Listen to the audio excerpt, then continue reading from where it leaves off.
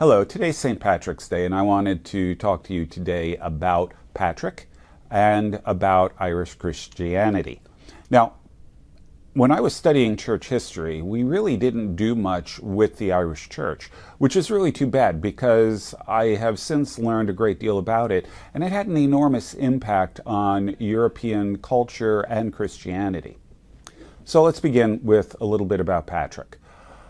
Patrick was actually not Irish. He was born in Britain. We're not entirely sure where. His father was a deacon in the church. At age 16, Irish slave raiders came and captured him. He was actually playing hooky from school, and they took him back to Ireland. He was sold apparently to a druid and was put to work tending animals, probably in northwestern Ireland.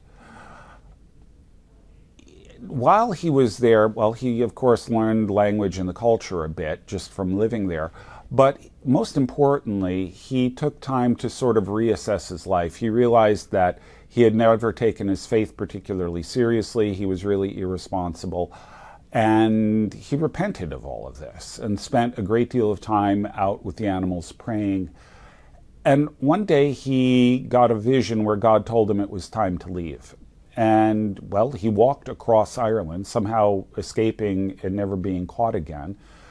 He picked up a ship in southeastern Ireland and eventually made his way back home. There are other events in between, but we don't need to deal with those.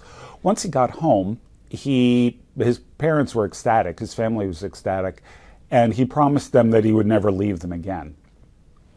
But then a few years later, he had another vision, or a dream, in which a group of letters were being delivered to him, and one of them was labeled The Voice of Ireland. And in it, he said he saw people from where he had been enslaved appealing to him to come to Ireland. He took this as a commission from God to go to Ireland as a missionary. So, over the objections of his family, he went to France. At Auxerre, he was ordained as a priest, apparently spent some time at the monasteries of Marmoutier and Les Reins, and then made his way back to Ireland to preach. We don't have a lot of details of this from Patrick's own life, but it appears that he had some trouble landing originally in the southeast. Eventually he made his way up north. And, well, his first big event was he made his way toward the Hill of Tara, which was the capital of the High Kings of Ireland.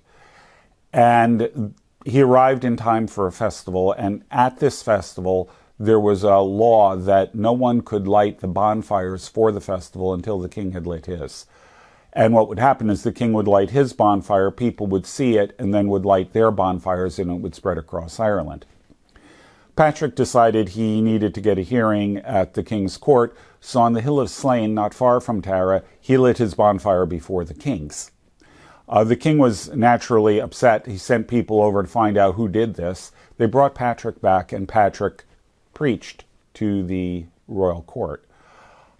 His main convert at this point was a druid by the name of Eric, and Eric will later set up a monastery on the Hill of Slane. From there, Patrick began preaching across Ireland, and mostly in the north and west, and by all accounts he baptized thousands of people. He brought in many of the children of the kings and so on. Many of his converts, it turns out, early on were druids. And I think the reason for this, this is my speculation here, but the druidical religion included human sacrifice. All of the three major Celtic gods required sacrifice in different ways. And I think Patrick's message was, you know, your gods require you to kill your sons for them. The true God gave his son to die for you. And I think that message likely resonated with the Druids, and they saw something better here.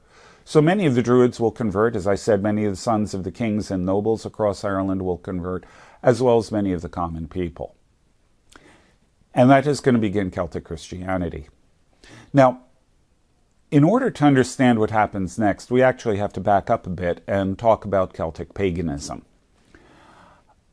In Celtic cultures, the druid, the priest of the culture, were actually not simply priests. They were people who were expected to know everything there was to know about the culture. They knew, of course, religion and mythology and rituals, but they also learned poetry, they learned history, they learned law, they learned magic.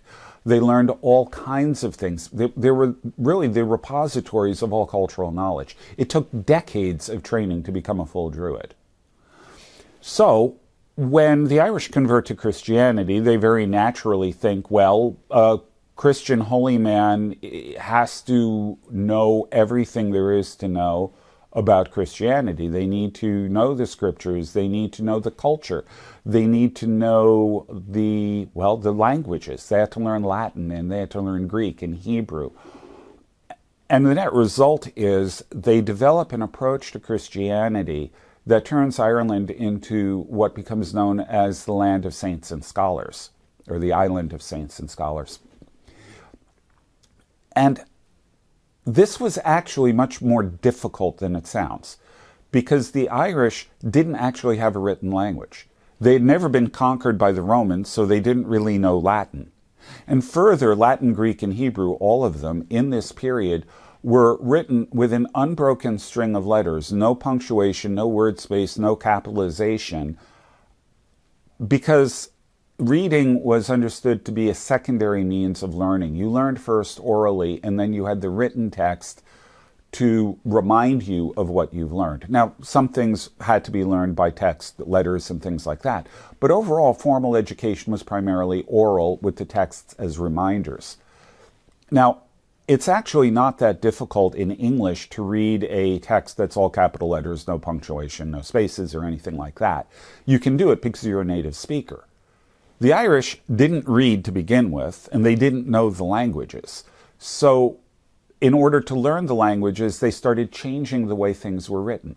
They introduced word spaces. They introduced rudimentary punctuation, rudimentary capitalization, these kinds of things, to turn reading from a secondary means of learning to a primary means of learning. And in the process, they actually really functionally invent modern reading. And as I said, they mastered Greek, Latin, and Hebrew. They mastered the scriptures. They mastered the church fathers. They are studying, particularly interestingly enough, Egyptian monasticism from the Desert Fathers. But they also learn Roman literature. They learn Roman law. They learn all of these things, because if they're going to become a Christian culture, well, if they're going to be Christian holy men, they need to know everything there is to know about Christian culture, just like the Druids did for Ireland. Now, the interesting thing about this is that they were doing this right at the time when the Roman Empire is collapsing. Patrick himself is 5th century. The last Roman emperor is deposed in 474. So either shortly after Patrick or maybe within his lifetime, we're not sure his exact dates there. But when this happens, the Roman educational system, which is based in cities, goes into a serious decline. The church in Rome, in the Roman Empire, the former Roman Empire, also is going in decline. There's a great deal of ignorance and, frankly, corruption in the church and so on. And yet here is Ireland, this formerly backwater area, actually still pretty rural and rustic, where you see this flourishing of scholarship and culture. And I would love to be able to tell you some of the stories here. I can't go into the details, but the Irish monks had a practice called peregrinatio, which translates as pilgrimage, where they would get in boats and travel, going on unplanned wanderings wherever God sent them. Sometimes simply putting into the water with no oars or rudder or even sail, and just letting the boat drift, figuring God would take them where they were needed. Some of them were a little more organized than that. But they left Ireland to become missionaries. A peregrinatio to the Irish was this unplanned pilgrimage where you never expected to return home. You would leave and you would go into functionally permanent exile to preach the gospel, to spread the kingdom.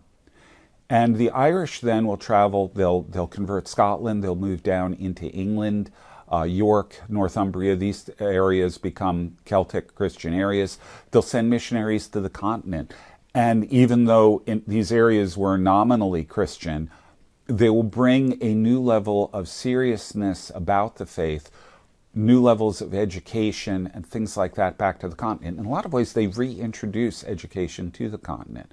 And in so doing, set the groundwork for what will come later under Charlemagne with the foundation of new schools. And through that will lay the foundation for the educational explosion that will take place in the Central Middle Ages in Europe. There's a book by Thomas Cahill called How the Irish Saved Civilization. I have my quibbles with it. He's got some axes to grind that I don't really think are necessary. But the overall point that he's making is exactly correct. The Irish really did do a tremendous amount to recover education, culture, and things like that within Europe. They change reading. They do all of these kinds of things. And yet they're largely unknown for it. And all of this begins because of a 16-year-old boy who is captured by slavers and enslaved. It just goes to show what a life that is dedicated to God can actually accomplish, even from rather an unpromising start.